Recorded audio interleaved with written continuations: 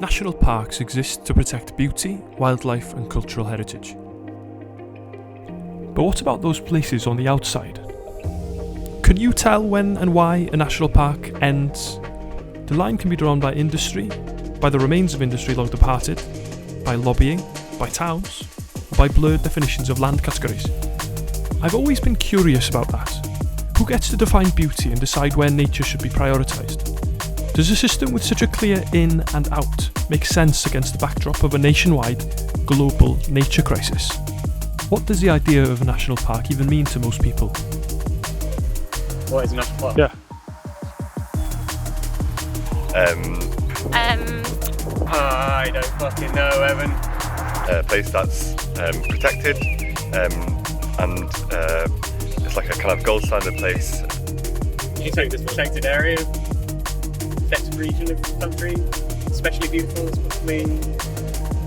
A national park is an area that's been chosen and made because there's something special about it that people want to protect but also be able to enjoy.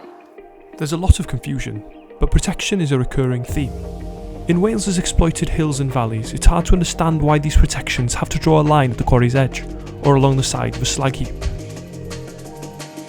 You know, if you go to school in Wales as a child, you learn about quarrying, you learn about mining, you learn about the industrial nature of Wales and probably many other places in the UK as well.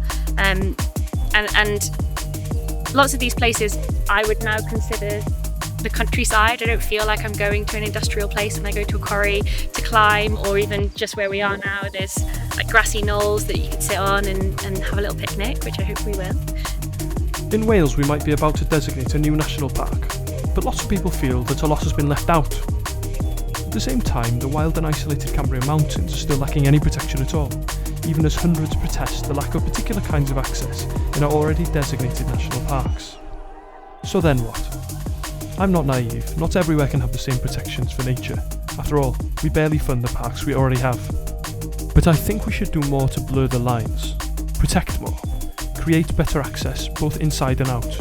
And when we do draw lines, we should care a little less about the land's past and more about its future, its capacity for change, to see landscapes with potential, with ambition. That's what I'll be hoping for, campaigning for, and I hope you will too.